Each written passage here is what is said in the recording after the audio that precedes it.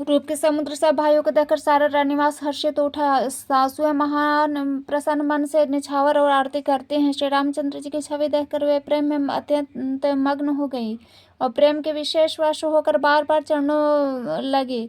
हृदय में प्रीति छा गई, इससे लज्जा नहीं रह गई। उनके स्वाभाविक स्नेह का वर्णन किस तरह किया जा सकता है। उन्होंने भाइयों सहित श्री रामचंद्र जी को उपटन करके स्नान कराया, बड़े प्रेम से षड्रस भोजन कराए। सो अवसर जानकर श्री रामचंद्र जी शील और स्नेह और संकोच भरी वाणी बोले, महाराज अयोध्यापुरी को चलना चाहते हैं। उन्होंने हमें विदा होने के लिए यहाँ भेजा है। हे माता, प्रसन्न मन से आज्ञा दीजिए और हमें अपने बालक जानकर सदा स्नेह बनाए रखिएगा। इन वचनों को सुनते ही रानीवास उदास हो गया। सासुए प्रेमवश बोल नहीं सकते। उन्होंने सब कुमारियों के हृदय से लगा लिया और उनके पतियों को सौंपकर बहुत विनती की। विनती करके उन्होंने सीता जी को श्री रामचंद्र जी को समर्पित किया और हाथ जोड़कर बार बार कहा, हे तात, हे सुजान, मैं बलि जाती हूँ। तुमको सबकी गति मालूम है। परिवार को, पूर्ववासियों को, मुझको और राजा को सीता प्राणों के समान प्रिय है, ऐसा जानिएगा। है तुलसी जी के स्वामी है, इससे शील और स्नेह को देखकर इसे अपनी दासी करके मानिएगा। तुम पूर्ण काम हो, सुजान शिरोमणि हो, भाव प्रिय हो और तुम्हें प्रेम प्यारा है। हे राम, तुम भक्तों के गुणों को ग्रहण करने वाले, दोषों को नाश करने वाले, दया के धाम हो। ऐसा कहकर रानी चरणों को पकड़कर चुप रह गई, मानो उनके वाणी प्रेम रूपी दलदल में समा गई हो। स्नेह से सनी हुई श्रेष्ठ वाणी सुनकर श्री रामचंद्र जी ने सास का बहुत प्रकार से सम्मान किया। तब श्री रामचंद्र जी ने हाथ जोड़कर विदा मांगते हुए बार बार प्रणाम किया। आशीर्वाद पाकर और फिर सिर नवाकर भाइयों सहित श्री श्री रघुनाथ जी चले। श्री रामचंद्र जी की सुंदर मधुर मूर्ति को हृदय में लाकर सब रानियां स्नेह से शिथिल हो गई। फिर धीरज धरकर कुमारियों को बुलाकर माताएं बार बार उन्हें गला लगाकर भेंटने लगी। पुत्रियों को पहुंचाती हैं और फिर लौटकर मिलती है। परस्पर कुछ थोड़ी प्रीति नहीं बढ़ी, अर्थात बहुत प्रीति बढ़ी। बार बार मिलती हुई माताओं को सखियों ने अलग कर दिया, जैसे हाल की ब्याई हुई गाय को उसके बालक बछड़े या बछियों से अलग कर दे। सब स्त्री पुरुष सखियों सहित सारा रानीवास प्रेम के विशेष वश हो रहा है। ऐसा लगता है मानो जनकपुर में करुणा विरह ने डेरा डाल दिया है।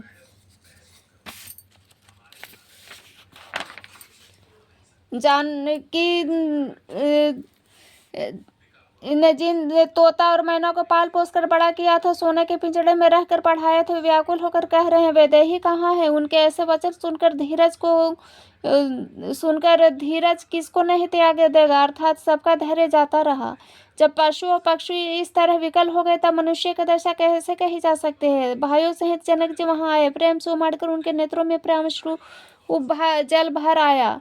ये परम वैरागवान कहलाते थे, पर सीता जी को देखकर उनका भी धीरज भाग गया। राजा ने जानकी जी को हृदय से लगा लिया और प्रेम के प्रभाव से ज्ञान की महान मर्यादा मिट गई। जहाँ ज्ञान का बांध टूट गया, सब बुद्धिमान मंत्री उन्हें समझाते हैं। तब राजा ने विषाद करने का समय न जानकर विचार किया। बारंबार पुत्रियों के हृदय से लगाकर सुंदर सजी हुई पालकियां मंगवाई। सारा परिवार प्रेम में विवश हो है। राजा ने सुंदर मुहूर्त जानकर सिद्धि सहित गणेश जी का स्मरण करके कन्याओं को पालकियों पर चढ़ाया। राजा ने पुत्रियों को बहुत प्रकार से समझाया और उन्हें स्त्रियों का धर्म, कुल की रीति सिखलाई। बहुत से दासी दिए जो सीता जी के प्रिय और विश्वास पात्र सेवक थे। सीता जी के चलते समय जनकपुर वासी व्याकुल हो गए। मंगल की राशि, शुभ शगुन हो रहे हैं। ब्राह्मण और मंत्रियों के समाज सहित राजा जनक जी उन्हें पहुंचाने के लिए साथ चले। समय देख कर बाजे बजने लगे। बारातियों ने रथ, हाथी, घोड़े सजाए। दशरथ जी ने सब ब्राह्मणों को बुला लिया और उन्हें दान और सम्मान से परिपूर्ण कर दिया। उनके चरण कमलों की धूलि सिर पर धर कर आशीष पाकर राजा आनंदित हुए और गणेश जी का स्मरण करके उन्होंने प्रस्थान किया। मंगलों के मूल अनेकों शगुन हुए। देवता हर्षित होकर फूल बरसा रहे हैं, अप्सराएं गान कर रही हैं। अवधपति दशरथ जी नगाड़े बजाकर आनंद पूर्वक अयोध्यापुरी को चले। राजा दशरथ जी ने विनती करके प्रतिष्ठित जनों को लौटाया और आदर के साथ सब मंगनों को बुलवाए। उनको गहने, कपड़े, घोड़े, हाथी दिए। प्रेम से पुष्ट करके सबको संपन्न अर्थात बल युक्त कर दिया। वे सब बारंबार विरुद्धावली, कुल कीर्ति, बखान और श्री रामचंद्र जी को हृदय में धर कर लौटे। कौशलाधीश दशरथ जी बार बार लौटने को कहते हैं, परंतु जनक जी प्रेम वश लौटना नहीं चाहते। दशरथ जी ने सुहावने वचन कहे, हे राजन, अब बहुत दूर आ गए हैं, अब लौटिए। फिर राजा दशरथ जी रथ से उतरकर खड़े हो गए और उनके नेत्रों में प्रेम का बाढ़ आ गया।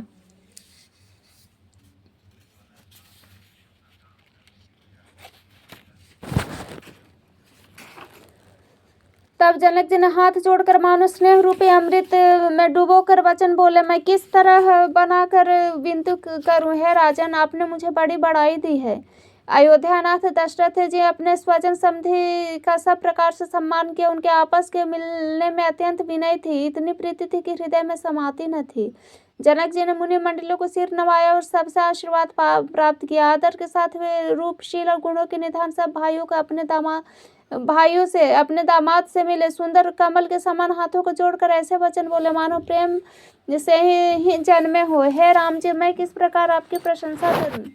आप मुनियों और महादेव जी के मन रूपी समान सरोवर के हंस है। योगी लोग जिसके लिए क्रोध मोह ममता और मत को त्याग कर योग साधन करते हैं, जो सर्वव्यापक ब्रह्म अव्यक्त अविनाशी चितानंद निर्गुण गुणों की राशि है, जिनको मन सहित वाणी नहीं जानती और सब जिनका अनुमान ही करते हैं, कोई तर्कना नहीं कर सकते, जिनकी महिमा को वेद नेति कहकर वर्णन करता है और जो तीनों कालों में एक रस रहते हैं, यही समस्त सुखों के मूल आप मेरे नेत्रों के विषय हुए। ईश्वर के अनुकूल होने पर जगत में जीव को सब लाभ ही लाभ है।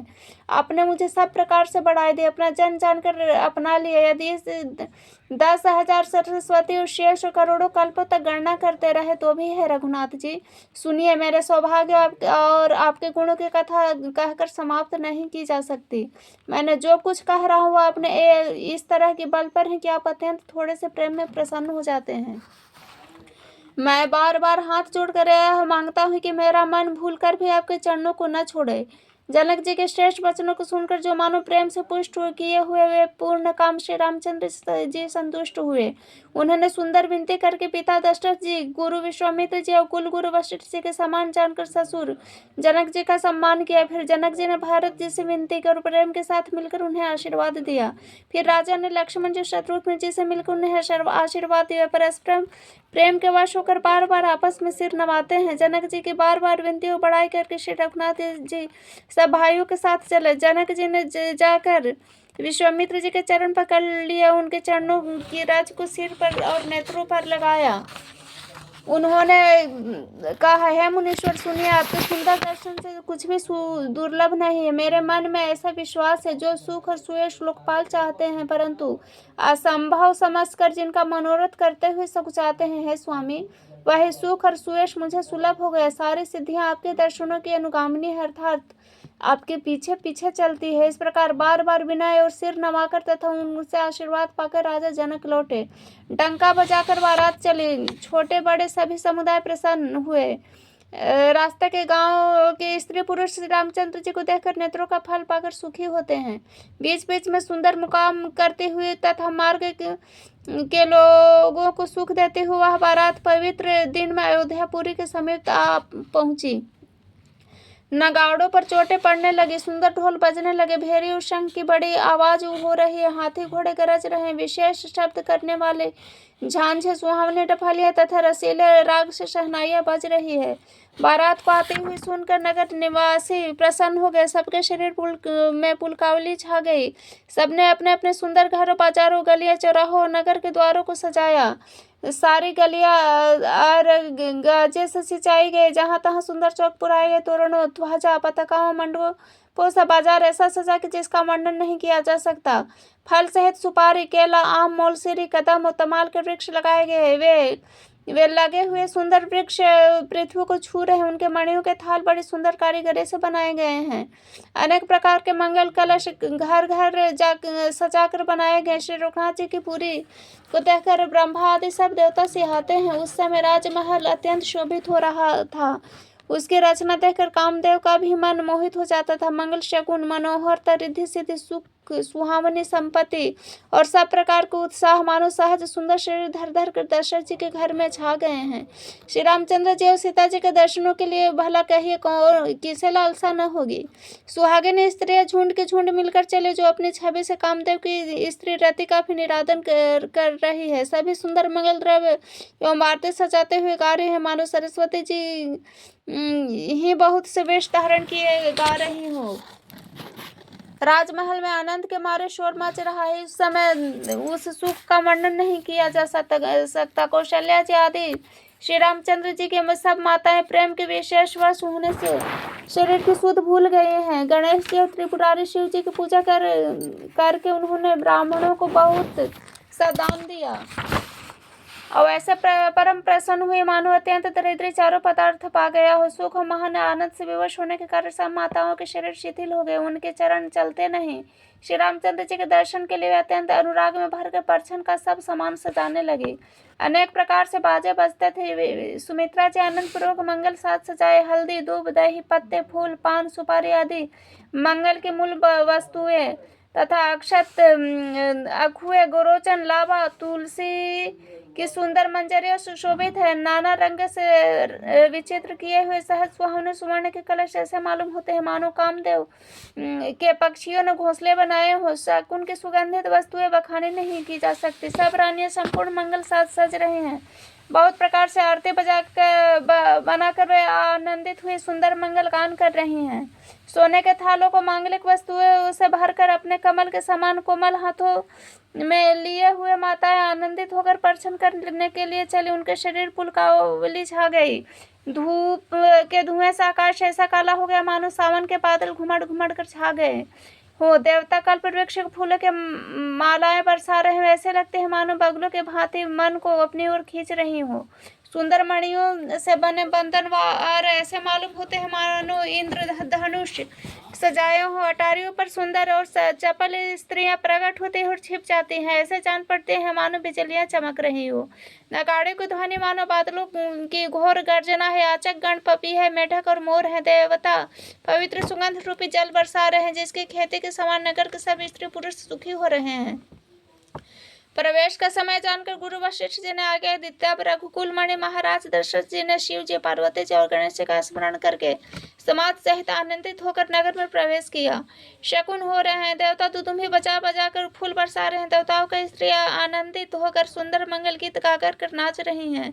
मागध, सूत, भाट, चतुर, नट तीनों लोगों को उजागर सबको प्रकाश देने वाले परम प्रकाश स्वरूप श्री रामचंद्र जी का यश गा रहे हैं। जय ध्वनि तथा वेद की निर्मल श्रेष्ठ वाणी सुन मंगल से सनी हुई दसों दिशाओं में सुनाई पड़ रही है। बहुत से बाजे बजने लगे। आकाश में देवता और नगर के लोग सब प्रेम में मग्न हैं। बाराती ऐसे बने ठने हैं कि उनका वर्णन नहीं हो सकता। परम आनंदित है, सुख उनके मन को समाता नहीं है। तब अयोध्या वासियों ने राजा को जोहार करके श्री रामचंद्र जी को देखते ही वे सुखी हो गए। सब मणि और वस्त्र निछावर कर रहे हैं, नेत्रों में जल भरा है और शरीर पुलकित है। नगर की स्त्रियां आनंदित होकर आरती कर रही हैं। सुंदर चारों कुमारों को देखकर हर्षित हो रही हैं। पालकियों के सुंदर पर्दे हटा के दुल्हनियों को देखकर सुखी होती हैं। इस प्रकार सबको सुख देते हुए राजद्वार पर आए। माताएं आनंदित होकर बहुओं सहित कुमारों का परछन कर रही हैं। वे बार बार आरती कर रहे हैं। उस प्रेम और महान आनंद को कौन कह सकता है। अनेक प्रकार के आभूषण, रत्न, वस्त्र तथा अगणित प्रकार की अन्य वस्तुएं निछावर कर रही हैं। बहुओं सहित चारों पुत्रों को देखकर माताएं परमानंद में मग्न हो गई। सीता जी और श्री रामचंद्र जी की छवि को बार बार देखकर वे जगत में अपने जीवन को सफल मानकर आनंदित हो रही हैं। सखियां सीता जी के मुख को बार बार देखकर अपने पुण्यों की सराहना करते हुए गान कर रहे हैं। देवता क्षण क्षण में फूल बरसाते, नाचते गाते तथा अपनी सेवा समर्पण करते हैं। चारों मनोहर जोड़ियों को देखकर सरस्वती जी ने सारी उपमाओं को खोज डाला, पर उपमा देते नहीं बनी, क्योंकि उन्हें सभी बिल्कुल तुच्छ जान पड़ी। तब हार कर वे श्री रामचंद्र जी के रूप में अनुरक्त होकर एकटक देखती रह गईं। वेद की विधि और कुल की रीति करके अर्थ है पावड़े देते हुए बहुओं सहित सब पुत्रों को परछन करके माताएं महल में लिवा चली। स्वाभाविक सुंदर 4 सिंहासन थे जो मानो कामदेव ने अपने हाथ से बनाए थे। उन पर माताओं ने राजकुमारी और राजकुमारों को बैठाया और आदर के साथ उनके पवित्र चरण धोए। फिर वेद की विधि के अनुसार मंगल के निधान दूल्हा और दुल्हनों को धूप, दीप, नैवेद्य आदि द्वारा पूजा की। माताएं बार बार आरती करते हैं। वर वधु के सिरों पर सुंदर पंखे तथा चंवर ढल रहे हैं। अनेकों वस्तुएं निछावर हो रही हैं। सभी माताएं आनंद से भरी हुई सुशोभित हो रही है मानो योगी ने परम तत्व को प्राप्त कर लिया। सदा के रोगी ने मानो अमृत पा लिया हो। जन्म का दरिद्र मानो पारस पा गया हो। अंधों के सुंदर नेत्रों का लाभ हुआ हो। गूंगे के मुख में मानो सरस्वती आ विराजी और शूरवीर ने मानो युद्ध में विजय पा ली। इस सुखों से भरी 100 करोड़ गुना बढ़कर आनंद माताएं पा रही हैं, क्योंकि रघुकुल के चंद्रमा श्री रामचंद्र जी विवाह करके भाइयों सहित घर आए हैं। माताएं लोक रीति करते हैं और दूल्हा दुल्हने मुस्कुराते हैं। इस महान आनंद विनोद कर देखकर श्री रामचंद्र जी मन ही मन मुस्कुरा रहे हैं। मन की सभी वासनाएं पूरी हुई जानकर देवता और पितरों का भली भांति पूजन किया। सबको वंदना करके माताएं यही वरदान मांगती है कि भाइयों सहित श्री रामचंद्र जी का कल्याण हो।